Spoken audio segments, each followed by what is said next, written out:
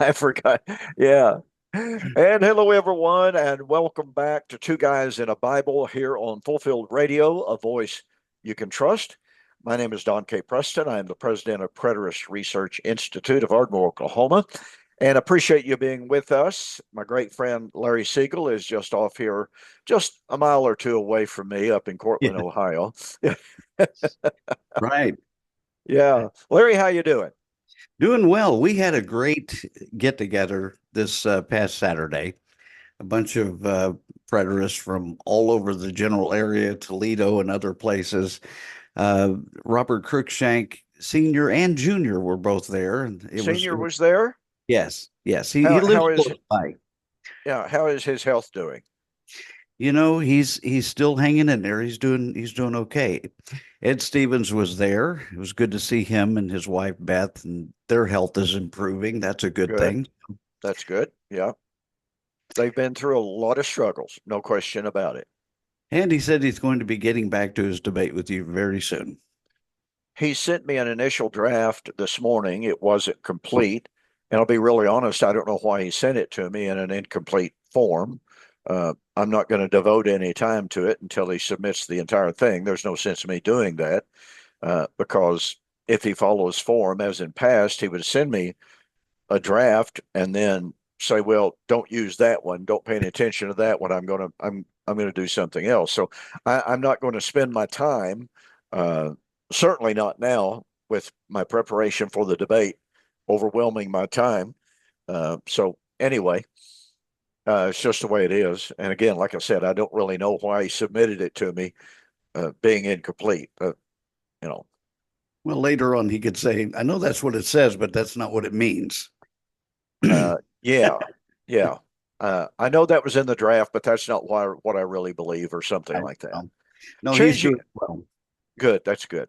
Uh, I have had a few people ask me about this. Wow. Yes, this painting was made by a friend of mine uh, who has actually done a couple of my book covers. As you can tell, and you really you have to see it in person to really comprehend what a magnificent job that he has done um, in depicting Christ. And so I've got that literally, literally hanging right there. It's the first thing I see when I walk in the door of a morning. It's If it's who I'm thinking about, he's been around for a long time and is very artistic and has a wonderful attitude about him. And yeah. Yeah, he does. He's just a marvelously talented guy. I have to admit, I have never understood artistry. It's beyond me. And as I sometimes say, the only thing I've ever been able to draw is flies, and that's about the extent of it. So I can relate to that. Yeah. yeah, so he sent this to me, and like I said, he had actually done he did the cover of my book, Like Father, Like Son. Those of Mhm. you who are familiar with that book know the beauty of that book. He likewise did, I think, We Shall Meet Him in the Air, the Wedding of the King of Kings. And like I said, I never could draw. My oldest brother, who's now passed away, he could sit down and draw horses and wildlife, and you would think that they were going to come off the page. They were so realistic. And it's just like, wow, where did he get that ability? That's unbelievable because not another person in my family has had that kind of artistic ability. I Some wanted to people, I wanted to do something artistic for you this week. Since William's going to be coming back, I thought I'd get out a Hawaiian shirt and wear it today just to I was thinking, okay, you've kind of upped the game here. Uh, that's a really beautiful shirt there, and I wore one of my mundane. It's not mundane. I think it's pretty, but but nonetheless, I can't wait to see some of the shirts that William has on when he comes back. And he and Leora got back. They had taken some time off to celebrate their wedding anniversary, and I think he just got back in night before last, if I'm not mistaken. something like that. I've And always appreciated his style. He has a great oh, style about him. he has great taste Yeah. in clothing, and so and like I said, he's got this guy over there in Ghana that makes shirts for him, custom fitted, custom made. He picks out the material and the price that the guy builds these custom shirts for is just like, okay, I want to fly to Uganda and have him make me some shirts. We'll try to add that to your merch.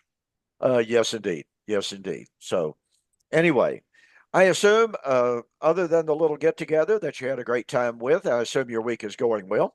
Oh yeah. Yeah. Good, good, good. So far. Well, yeah, we want to continue our study of the Messianic Temple from the book of Hebrews, and we're going to deviate just a little bit so that we can hit some highlights. We're going to begin with the priesthood to be sure, but I really think we need to cover some of the material, and it's not insofar as the writer of Hebrews is concerned, it's not a divergence from his subject of the priesthood at all. He has brought up, as we pointed out so far, he brought up the priesthood in chapter 1, chapter 2, chapter 3, chapter 4, chapter 5, and we're going to go into chapter 6. But in chapter 5, he closes with the discussion of the priesthood of Christ. And then, based upon that, those comments about Christ's priesthood, he exhorts his audience to faithfulness. Amen.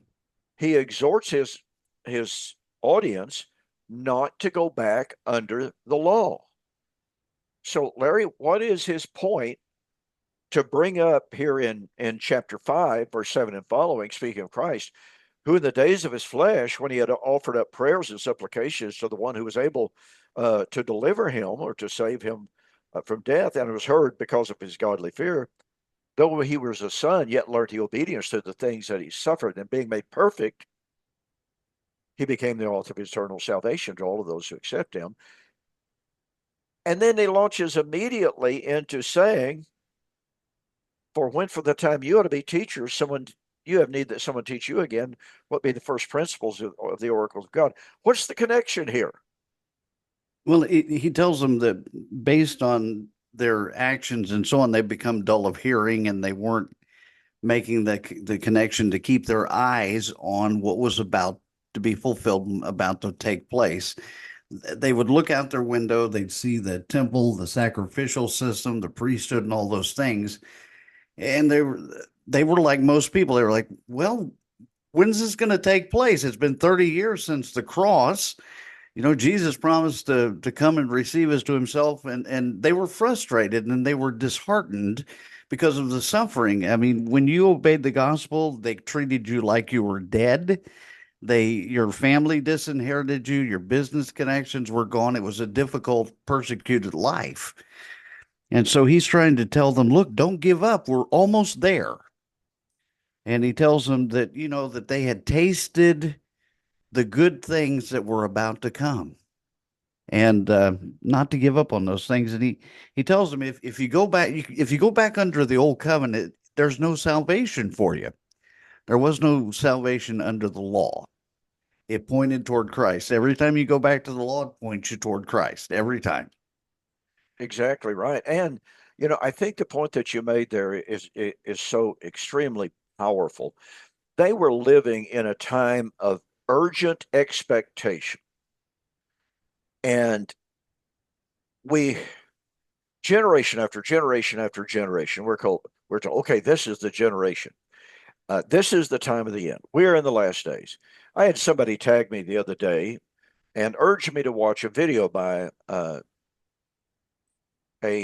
quote prophet unquote by the name of Jonathan Cahn. I know that you're familiar with him. I think they ought to spell his last name Cahn instead of Chn. Um, I try not to be judgmental, but here is a guy that has an incredible audience, unfortunately, and he is really honestly nothing but a prophetic con man. He doesn't understand the first thing about eschatology, to use the broad term. He certainly does not understand hermeneutic. He doesn't have a clue what audience relevance might even mean. Or if he does, he ignores it. Yeah. So I followed the link, went over there, listened to a few words of him, and here he was spouting off that we're in the last days, that this sign and that sign proves that we are in the last days, and there's no doubt about it. Of course, he's been saying this for 20 years, mind you. I mean, prediction after prediction after prediction, he has been saying, this is it. This is for sure the time. And he fails every single time, of course, naturally. So I just simply posted because one person after another who are obviously his followers were just saying, oh, what wonderful teaching. This proves beyond a shadow of a doubt that we are in the last days. The Lord could come just literally any moment now. The rapture is definitely going to happen this year, et cetera, et cetera. And on it went. And so I posted, with all due respect, folks, we're not in the last days. The Lord is not coming. The Lord came in the first century. The last days were the last days of the old covenant age. And needless to say, I was attacked vociferously I can imagine. and repeatedly. But when you remind people that, hey, do you remember Hal Lindsey, 1988? You know, 1980s Countdown to Armageddon? Do you remember Late Great Planet Earth? Do you remember Harold Camping? How many times did Harold Camping make predictions with humongous billboards all over California? The rapture will be on October the whatever. You know, I mean, how many times do these so-called prophecy experts have to make failed predictions before people start waking up and going, wait a minute, this is the same song, the 47,000th verse. Right.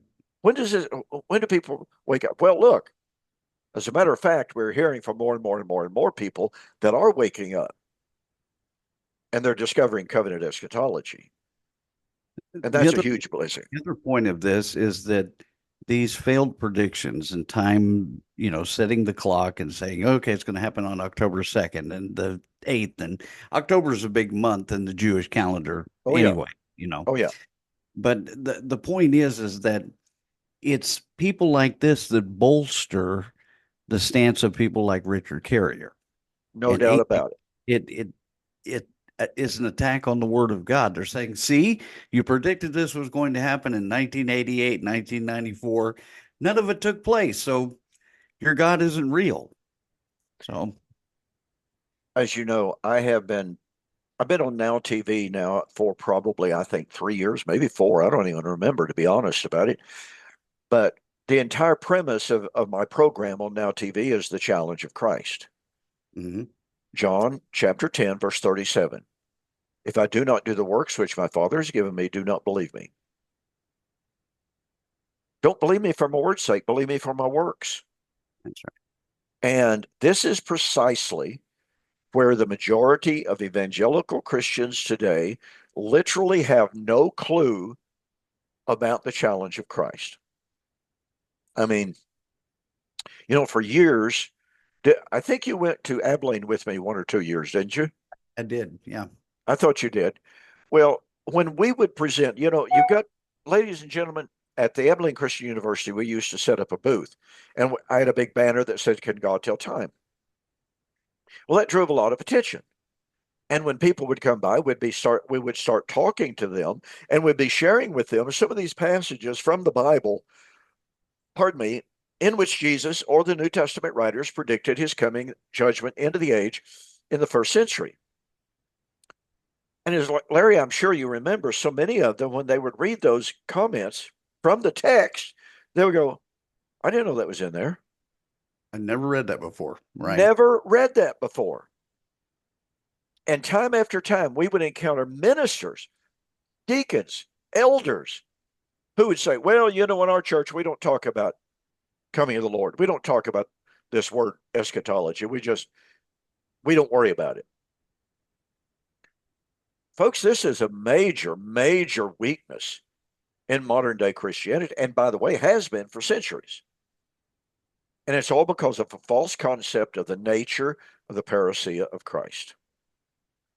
When you have the concept that Jesus, in his prediction of his coming, was talking about him coming as high priest, by the way, out of the most holy place to bring salvation, that he was talking about his coming out of heaven as a 5'5" Jewish man, as I like to say, riding on a literal cumulus cloud, then guess what, folks? You've got a huge problem on your hand, because everyone agrees he didn't come out of heaven as a 5'5" Jewish man in a physical body and put an end to time and it put an end to the Christian age, etc., etc. Just didn't do it.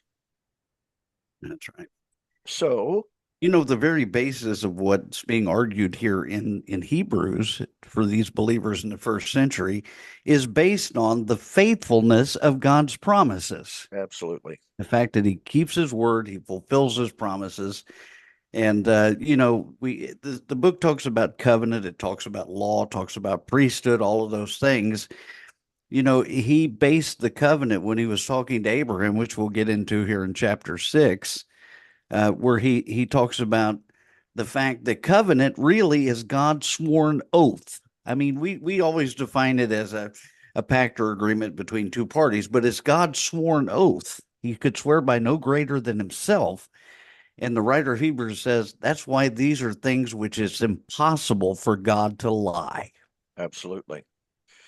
And that brings us back to this issue that that covenant community, this nascent body of Christ, they were living in expectation. As you mentioned a few moments ago, they were standing around now about they're a little over 30 years past Christ's resurrection. Yeah, And for 30 years, the end had been proclaimed. And they, they've begun to enter into a period of a crisis of faith. Um, Richard Bauckham, in his commentary on 2 Peter chapter 3, says that after AD 70, there was a period of time of a crisis of faith. Sam Frost, in his book, Misplaced Hope, back when he was still teaching the truth, pointed out there was this crisis of faith in the early post apostolic period of the very earliest post apostolic writings that we have, in which epistles like the Shepherd of Hermas, even Barnabas to a certain extent, to be sure, they were going, oh, why didn't he come when he said he was going to? And folks, keep in mind, during this entire period of time, from Pentecost onward, the great controversy, the pressing controversy in the first century was, who are the true children of God? Who that's is the right. true Israel of God? The Jews could point right straight to the temple and say, it stood right there, ever since Solomon. Yes, it's been rebuilt, but that's still the temple of God. That's still the priesthood. That's still the altar. That's the only place on earth you can get atonement for sin. So put aside this foolishness of this guy that our own religious leaders put on the cross, for crying out loud, because cursed is everyone who hangs on a tree. Deuteronomy 21:23.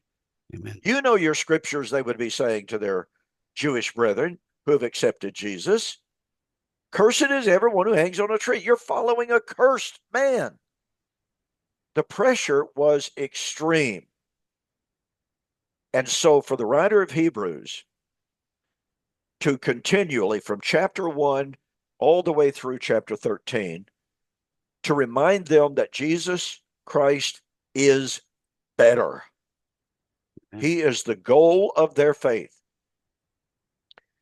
And I want to say something, and I know this upsets an awful lot of futurists, for certainly. We are not today an eschatological church. We should not be considering ourselves to be an eschatological church, looking for the imminent coming of the Lord, the imminent judgment, the imminent resurrection. We should be living in celebration of the fulfillment of God's promise.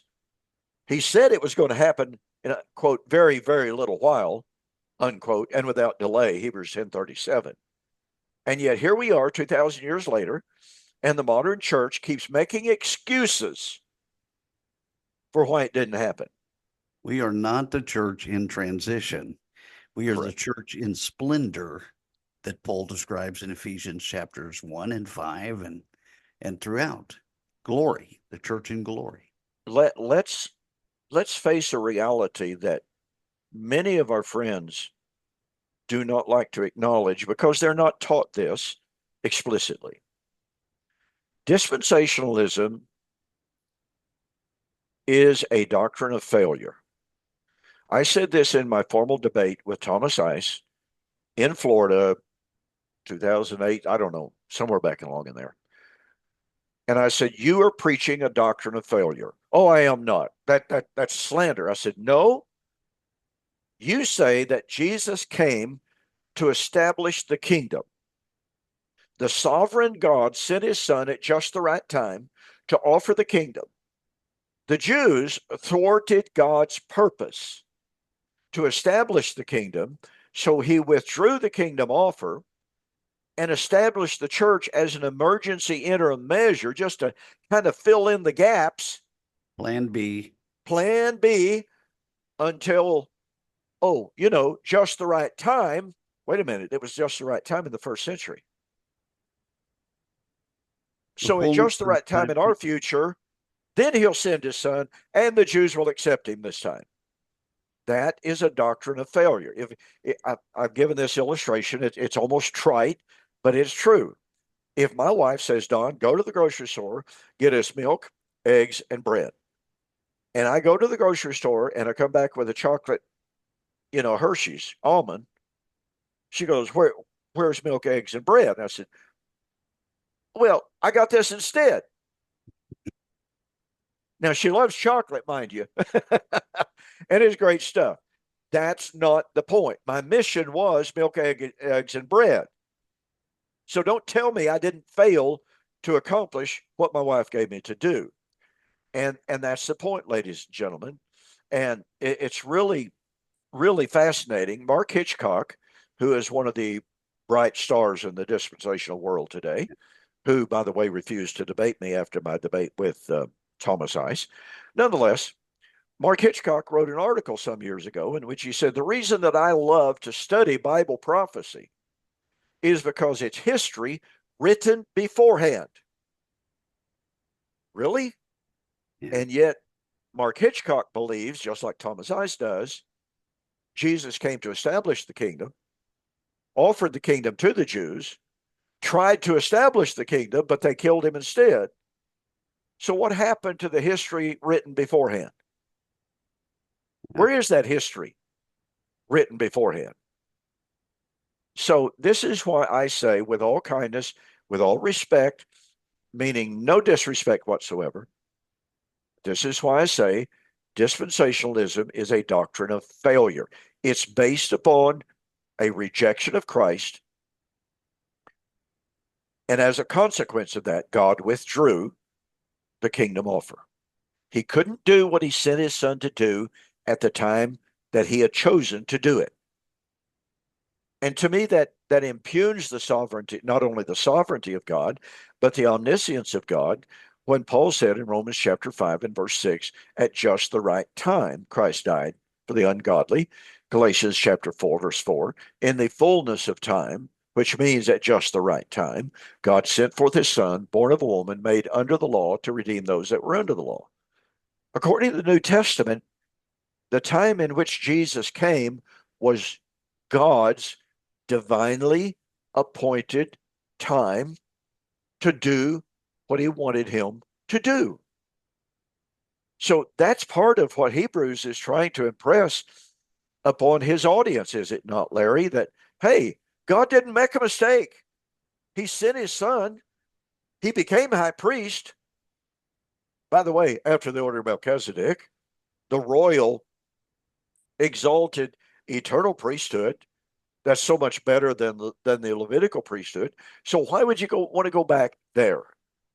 So when we see Hebrews seen in the light of the controversy about who are the true children of God, and the Jews are pointing to the temple, the priesthood, et cetera, and they're deriding the Christians as being the followers of this fake, this charlatan, this cursed man. He has to remind them of why they came to faith in him in the first place. That was the whole point of the allegory that Paul gave in Galatians chapter 4 between Isaac and Ishmael, Hagar and Sarah, The two covenants were being pictured there. And Ishmael was persecuting Isaac. That the suffering, the persecution context of the first century that's in the scripture is Isaac or Ishmael versus Isaac. It's the Jews trying to wrangle sonship away from God's true children, and inheritance is in there, sonship, all of those things go together in what God was doing. Absolutely.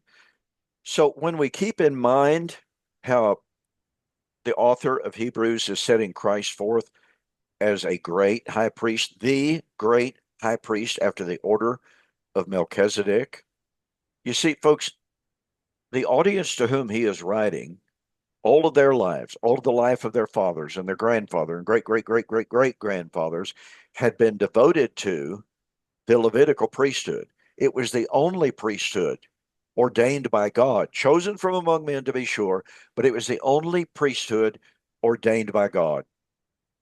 And now that priesthood is responsible for persecuting them for following this cursed man. But again, the point being, he may have been accursed by men, but he is blessed by God because the Lord said, "Thou art my son. This day have I begotten thee." And the writer of Hebrews here urges these believers then in verses 11 and 12 of the chapter. He says, "We desire each one of you to show the same earnestness, to have the full assurance of hope until the end, so that you may not be sluggish, but imitators of those who through faith and patience inherit the promises." That was their expectation. He didn't say, well, a couple of thousand years from now, God will get around to it and then you can inherit the promises. He was urging them in You that know, time. I was reading today some excerpts from Chrysostom, fourth century church leader. I won't call him a church father. I don't think that's appropriate. Fourth generation removed, I mean, 400 years removed, by the way. But he was struggling with the delayed parousia. And he even writes to his audience and he said, well, might we struggle with the lack of the end, that the end has not come. He said it's only right that we struggle with that. But he said, and modern day commentators have picked up on it. One former preterist has picked up on it. He wrote an article on Hebrews and said, what is the end in Hebrews? Well, to him, it's the end of each individual's life. Well, I suspect he had been reading Chrysostom because he Yeah. does love the patristics. But this is what Chrysostom finally came down on. In fact, I've got this book, fascinating book, by the way, The Hope of the Early Church. Okay. And it is Brian Daly. And it chronicles, it's very fascinating and it's just full of documentation. So on page 106, uh, Mr. Daly says, in a number of passages, Chrysostom repeats the traditional conviction that the end of the world is near. Okay, so in the fourth century, Chrysostom was saying, oh, the end is near, pointing out as a sign of this that the gospel is now being preached throughout the world. Well, Jesus gave that as a sign of the end, only it did happen in the first century. Anyway, if this nearness of the end is a cause of concern for Christians, and he concedes that it should be, he reminds them that the death of each of us is nearer still, and this has, quote, the same meaning, unquote, for us as a call to do penance. Each of us, he concedes, is naturally eager to know the time when the end of history will come, yet much of this is idle curiosity. Quote, is not the consummation of the world for each of us the end of his own life? Why are you concerned and worried about the common end? The time of consummation took its beginning with Adam, and the end of each of our lives is an image of the consummation. One would not be wrong then in calling it the end of the world. Unquote. Yeah. Yeah. Yeah, Well, the it doesn't even come close to addressing the text of Hebrews. people don't realize the influence that the Hellenistic viewpoint had as it came into the church the views of Plato and then the early church leaders there, they picked up on those things and just shoveled them in and got away from the Hebraic thought and understanding of what God was doing in keeping his promises. And it's just followed down through the centuries that way. I say recently, I think it was maybe 2 years ago, I ran onto an article. It purports to be an exegesis of 1 Corinthians 15, claiming that it is Paul's Platonic view of resurrection. I mean, no, that doesn't work on any level. It just simply doesn't work. Uh, that would mean that Paul viewed the human body as evil and wicked, like Plato did. Right. Unfortunately, that's not Paul's view. That is, unfortunately for the commentator, it is not Paul's view of the human body. Now, you almost have to take that view in Philippians chapter 3, as one individual that I've been corresponding with on Facebook over the last few days, saying, well, Philippians chapter 3, now, Christ is going to change our vile body. Well, they conveniently went to a translation that said our lowly body. Right. Of course, you look for one that fits in with your way of Yeah, thinking. yeah, because they believe futures like this believe that our physical bodies are still under the curse of Adam, of Genesis chapter 3, of God cursing material creation. And so as a result of that, they come closer to the Platonic idea of resurrection than we do, by far. Oh, pardon me, by far. And yet, guess what? They accuse us of being Gnostics at times. Yeah. No, Gnostics believed that flesh was evil. Huh. I have never met a preterist that believes the physical body is wicked, evil, corrupted. Never met one yet. No. So all sorts, as you, boy, you and I have been at this a long time, Larry. We misrepresentations are about the most common representations of preterism on the part of our enemies, to use that word enemy.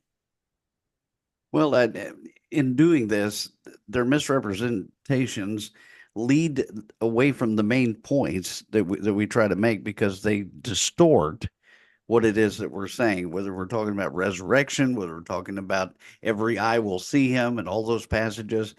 Their distortion takes away from the simple, straightforward meaning of the text.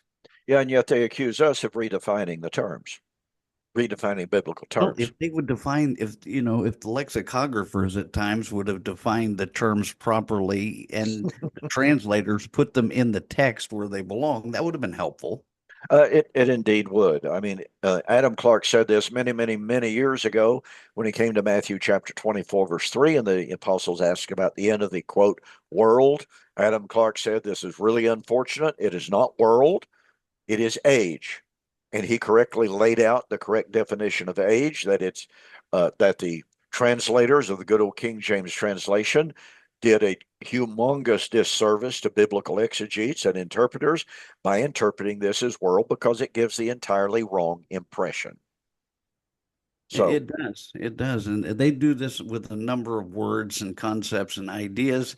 Listen, if you were trying to translate a word, one word, and you translated it 31 times as duck, 31 times as fish, and 3 times as antelope, the same word, there'd be a problem. And yet there are times in the King James Version, Old Testament, Sheol is translated 31 times as hell, 31 times as grave, and 3 times as pit. Well, which one is it? You have to sort through all that. and context is the key, you know. Uh, well, I won't go into some of the problems that people have with interpretation, but Yeah. let's go to Hebrews chapter 5, and let's look at the last couple of verses where I quoted it a few moments ago.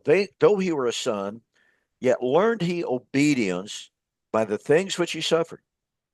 And having been made perfect, he became the author of eternal salvation to all who obey him, called by God as high priest according to the order of Melchizedek, of whom we have much to say and hard to explain since you become dull of hearing. Now, Larry, let's probe this just a little bit because a lot of people, I suggest, don't think about this in regard to the priesthood.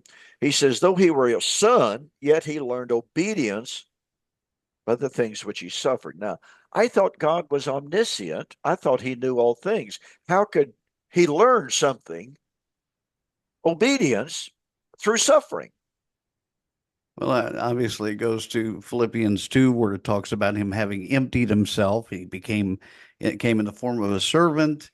He experienced, Paul says in Romans, he came in the likeness of sinful flesh. The fact is that it was an experience of his humanity in being able to experience these things, to grow and to learn. When he was 12, it says he grew and matured and those kinds of things. And Jesus said, "No man knows the day or the hour, not the Son, the Father only." Well, Jesus shares omniscience with the Father and the Holy Spirit, but in this instance, he set aside those qualities to experience those things, to become a sympathetic high priest. I like to express it like this, and I know that at first blush it sounds rather shocking. God did something he had never, ever, ever done before. He learned. Yeah, And he did that by becoming flesh. The word became flesh and dwelt among men. that's right. Though he were a son, yet learned he obedience. He learned obedience because God had never been in true human form in the incarnation. I know there were theophanies, in the time of Abraham, and lots of discussion about that. But God had never become flesh. He had never become flesh in order to be tempted like we are, yet without sin. And so, as you were just pointing out, that Luke points out, as a young man, he grew in wisdom and in stature and in knowledge and in favor with God and man both. He developed. I mean, it's probably difficult for us because uh, if we paid any attention to iconography down through the years, we always depict Jesus with a halo above his head, and he's praying to the Father in this most holy, sanctimonious, and Right. posture and all that kind of stuff.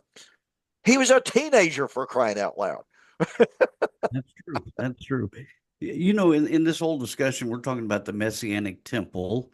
Mm-hmm. And, when you compare the temple with a tabernacle, there's a difference. Yes. Tabernacle was to be temporary, the temple was to be something permanent, right?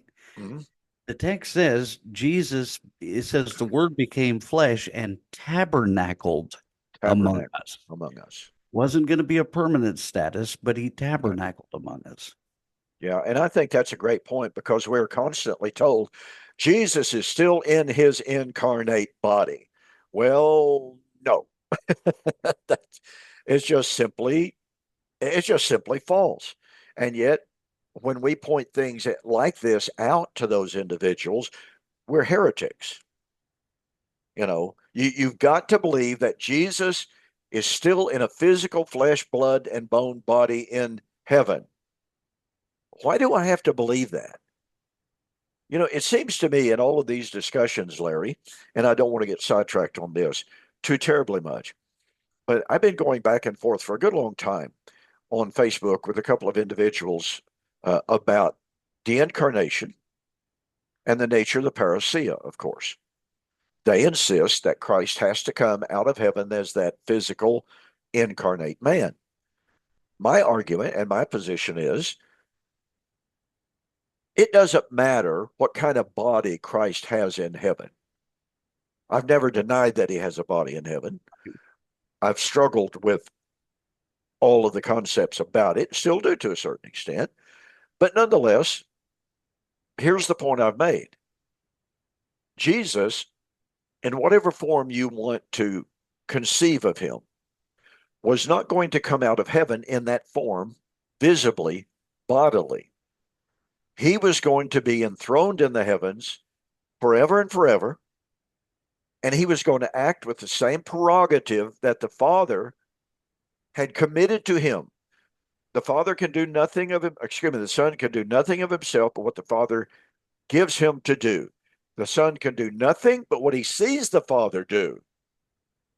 The Yeah. Father has committed all judgment to the Son, that all men, and boy, if this is not a stunningly powerful statement of theology and Christology, I don't know what is. The Father judges no one, but has committed all judgment to the Son, that all men might honor the Son as they honor the Father. Not as a created being, as some try to tell us, as Arius taught, in Right. the third century.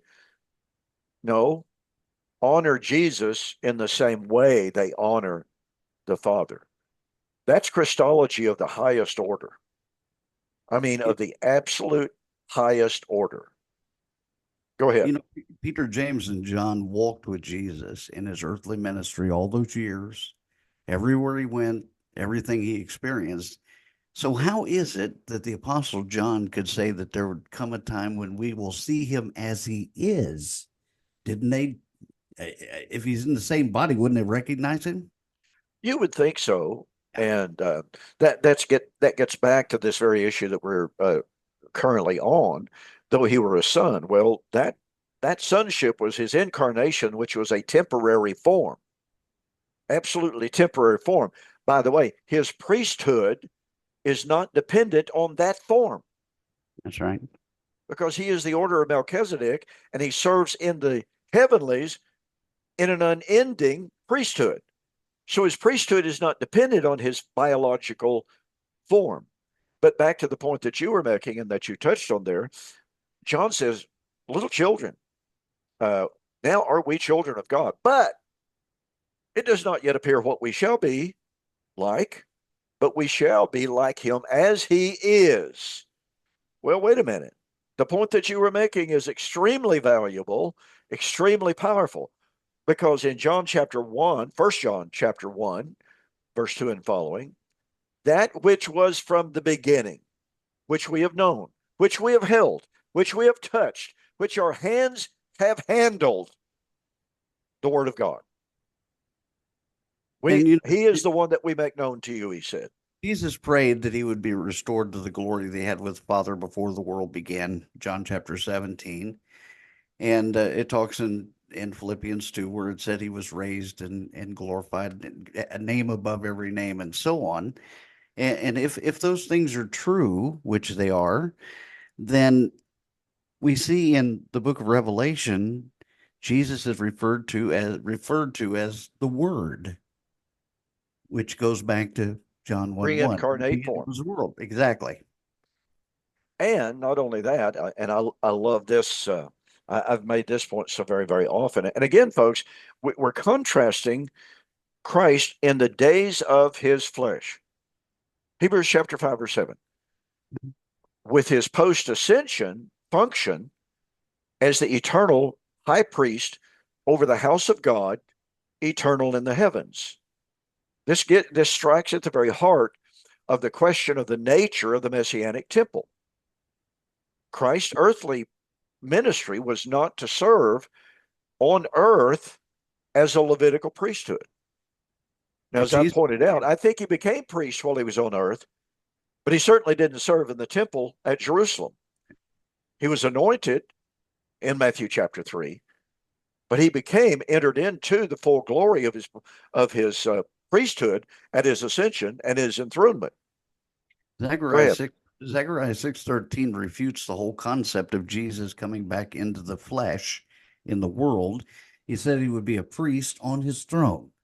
Well, he's disqualified from being a king because of the curse of Jeconiah. And secondly, he can't be a priest. He was from the wrong tribe. So Zechariah 6:13 solves the problem of that, you know. I think it does truly.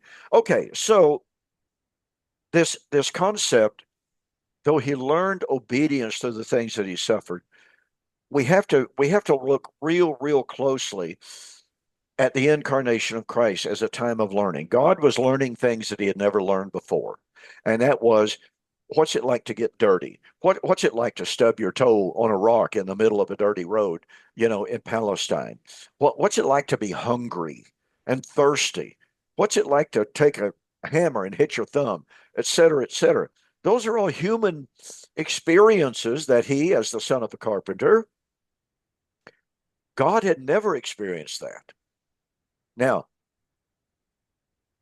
would the Word who became flesh and dwelt among men, would the Word lose that experience if he put off that physical form, Larry?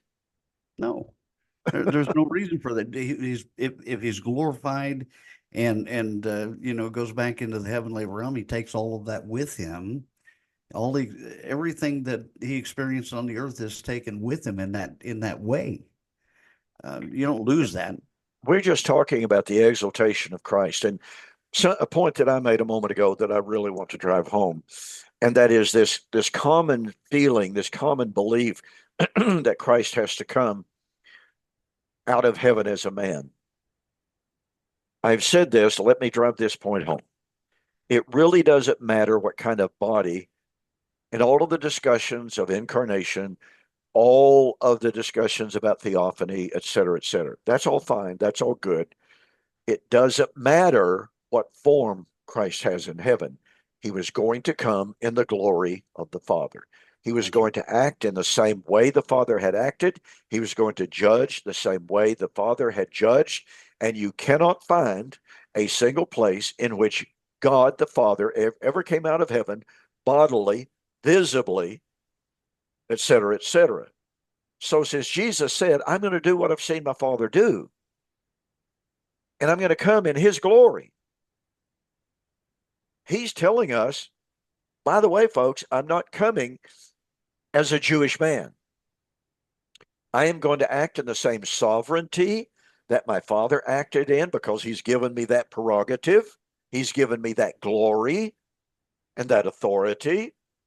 So, how did God act and exercise his sovereignty in the Tanakh? To use this nation to judge that nation. And in doing so, he was said to come. He came on the clouds. He came with fire. He came with a shout. He came with a hailstone. He came with his angels. He came in in a fiery blast of the furnace, and the earth was destroyed before him. None of which incidences should ever be taken literally. And yet that's the way the huge majority of Christians from the second century on, just as you were pointing out, the Hellenized church distorted the concept or distorted the nature of Hebraic apocalyptic language, turned it from metaphoric into literal. Yeah. And I've got some quotes in my database, Larry, from noted scholars who make that observation. They're not preterists, okay? They're not trying to support the preterist view. These are simply scholars who simply take note. Snyder is I can't remember the full name at the moment. If anyone wants the quote, I'd be glad to give it to them. But Snyder points out that in the very early stages of the church, in the very early stages of the church, with the influx of Gentiles, Grecians, Yeah. into the church, the metaphoric, non literal language of the Old Covenant was transformed into a prediction of a literal end of time eschatology that it was never intended to convey. Then Well, all those departures in faith, hierarchies, and everything else came along, and they just continued the whole mess. Well, let's make the church like the Roman Empire. We'll have oh yeah, this level and this level. They just took and emulated everything, Hellenized it. modern day believers do not grasp the significance, the expansiveness of the apostasy that occurred even in the late first century. In my very first formal debate with Bill Lockwood here in Ardmore, Oklahoma in 1990, we were in a break. I was walking to get a drink of water, Yeah. and a fellow stopped me and he said, Look, I had some very nice things to say about my demeanor and what have you, but he said, I just think you're dead wrong because he said Christ hadn't come, and et cetera, et cetera. And I said, well, let me ask you a question, because his comments had to do with a misunderstanding of the great apostasy. I said, do you not realize that Jesus predicted the apostasy of the majority of believers in the first century? Now I know there's some dispute. I've got a good friend named Gerald Davis who seems to believe that when Jesus was saying the love of the majority would grow cold, that it was the majority of Israel. Well, that's a distinct possibility in the text. So I'm not going to overtly deny that. I've been I've given more and more thought to it. I still don't think that's the totality of what Jesus was saying because of Luke chapter 18, but I'll get to that in a moment. So here in Matthew chapter 24, 10 to 12, Jesus said, many false prophets will arise and will lead away many. The love of many will grow cold. Well, he uses the simple word poloi for many. And then he says, because the love of the many will grow cold, then the many will fall away. Well, as the New American Standard Translation renders it, the majority will fall away. Now, if that's talking about the believers in Christ, then Jesus was talking about a massive apostasy. And again, my friend Gerald Davis, and he's very, very smart. I'm always slow to disagree with him. I mean, he's really one sharp dude. Knows the Greek very, very well, by the way. Uh, by the way, Gerald, if you're watching, you can just send the money later. I'll after the compliment I gave you. There you go. I think I said that like he wrote. Anyway, uh, in Luke chapter 18, Jesus warned his apostles to pray. Why? Because of persecution that was coming. This is not talking about Jewish believers per se. It's talking about followers of Jesus. And he tells a parable of what we know as the importunate widow who had an issue with some men. She went to the judge in that town. He would not avenge her. She goes back, she goes back, she goes back. And finally, this judge says, well, I don't fear God or man. But because this widow just keeps coming and coming and coming and coming and harassing me, okay, I'm going to avenge her.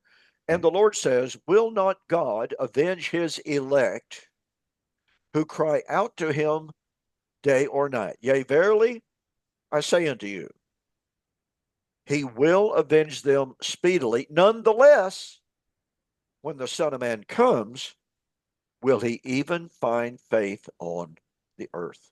Right. Now, I don't think you can turn that into an apostasy within Israel. I think there was both personally. So I'm not going to, that's why I said I'm not going to argue with Matthew 24 too It much. only takes about 30 seconds in reading the Pauline letters to realize that he wasn't writing to perfect congregations who had no problems. He was writing to those who were heresy was seeping in, whether it was moral failure, whether it was doctrinal error, all those. He said to the Galatians, he says, you so quickly turned away from the gospel to another, which is not Which is really. not even a gospel, by the way, not even good news. Yep. Yeah. And by the way, let's point this out. And it's something that you and I both have touched on this evening. Part of that apostasy had to do with eschatology. In Romans, I mean, it's in Second Timothy Hebrews chapter 3. 2:18. It's in Second Thessalonians chapter 2. One of the issues was, has God cast away his people whom he foreknew? Now, I personally take that as a direct corollary to, some say the day of the Lord's already come. Some say the resurrection has already taken place. I don't think these are isolated. I don't think these are unrelated issues and controversies at all.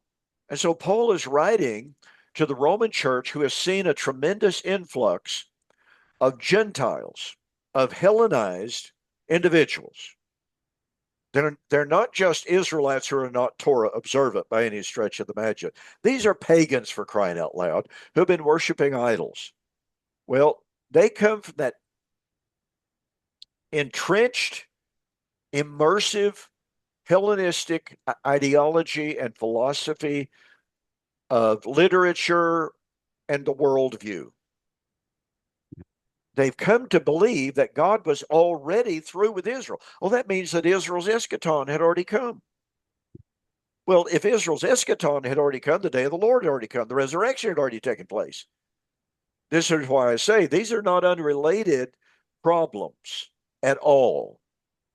So Paul has to say, and Larry, you and I both know that in the churches of Christ, our former fellowship, I, to a certain extent, one of the most intrinsic doctrines, foundational doctrines is, oh, yeah, God was through with Israel at the cross. I wonder why Paul didn't know that in Romans. good question. And Yeah, I mean, the whole point of Romans 9 through 11 is that the Gentiles started to get prideful about the whole thing. There are so many more Gentiles coming into the church. They were like, well, look at us. We've come in and replaced Israel, and yep, then Paul talks about the natural branches over against those who are being grafted in. yep. Natural being the seed of Abraham naturally, and the other ones being grafted in, being the Gentiles. So God wasn't through with Israel, and it's all connected to exactly what you said there. I hadn't made some of those connections before. Those are good points. Well, I've just seen, to me, and by the way, a lot of scholars, again, not preterists by any stretch of the imagination, a lot of scholars believe that that's what Paul's dealing with 1 Corinthians 15, Hmm. the belief of a realized eschatology and an anti, and you and I would take the position that part of the problem there was an anti-Israel eschatology that said God's through with Israel. And yet, for Paul, Christ was the first fruits out from among the dead, those who had died before him. That's old covenant Israel. Right. So here you got Romans, here you got Corinthians, here you got Timothy. You just got the same problem in four different texts about a premature consummation of Israel's age. And for Paul, that just didn't work. He preached nothing but the hope of Israel. And And what that's people why, what people go don't ahead. see in 1 Corinthians 15 is that Paul defines the dead there as Yeah, separate from those who have fallen asleep. in The Christ. old covenant, those who've fallen asleep were believers in Christ after the cross, and they weren't denying their resurrection. They were saying old covenant Israel's done. Yep. They missed the point. And that's why I say there's this beautiful harmony all the way through in these four texts that really cannot be missed, but it commonly is. You very, very commonly see that, pardon me, Second Thessalonians 2, but more especially Second Timothy chapter 2 and 18, some of the older commentators especially don't see it so much these days because there's an understanding that Gnosticism didn't arise until the second century. But some of the older commentators said, well, you see, what Paul was dealing with, Second Timothy chapter 2, with Hymenaeus and Philetus, was Gnosticism. Gnosticism said they had arrived, at a point and they had transcended death and all this. No, it's not. That's not what the issue was. They were saying God was already through with Israel on one level, but Christ was the fulfillment of it, and the temple was still standing. Guess what? The resurrection has taken place, and the temple's still good. The priesthood is still good. Right. Sacrifices are still good. So all you Gentiles have to participate in Israel's temple cultus, et cetera, et cetera. Yeah, I cover all that in my book, the Hymenaean heresy, reversing the charges. So That is a great anyway, book. I have that right up here on my shelf. Great. good. But have you ever read it? That's the point. I have read it. And it's a great book. Well, thank you. Thank you very much. Okay. Pardon me.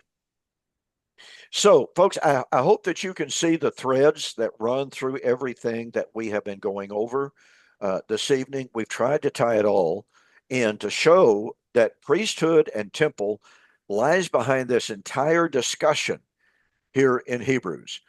We've said on this program, I said it with Daniel, said it with William, there's a logical fallacy called the negative fallacy that says, well, okay, a certain word, term, or phrase does not appear in a certain given text, therefore the doctrine is not there.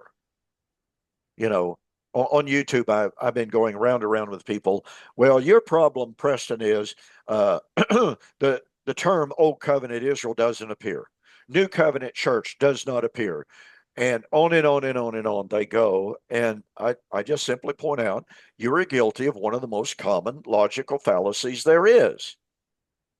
And I asked this particular individual, well, two or three of them, I said, I know that you believe in the Trinity. Show me the word Trinity in the Bible. Well, you can't do that. So they come back and they say, well, if the idea is there, then it's okay. I said, bingo, thank you very much. And some And yeah, verses talk about the Father, some talk about the Son, and some talk about the Holy Spirit. Sometimes they're not all together in one verse. yeah. So, And there are Trinitarian, formulations throughout the scripture. But yeah, again, it all goes back to people's failure to think logically and to grasp at any straw that they can grasp to try to respond to covenant eschatology. That's really what it all amounts to. So, Larry, I think we are actually out of time. I think we started about 2 minutes early, didn't we? something like that. Yeah, I think so. That messes me up if we start a little bit early. So anyway, folks, thank you so much for joining us here on Two Guys in a Bible. It may be, I don't know yet, we'll have to see, but it may be that William Bell will be back with us next week. And if that's so, we'll have him giving us a report of his recent month-long trip over to Africa and the great work that he's doing over there. Look forward to hearing a report from that. I really, really am. William is doing a fantastic work over there. But in the meantime, Larry, thanks again for joining us Thanks for having and, me. and for your contribution. Always good to hear from you and have your thoughts on these things. So with that, I'm going to say good night. God bless. All right. Thank you, Larry. Appreciate it so very much. I appreciate it. You have a good night there, Yep. Don.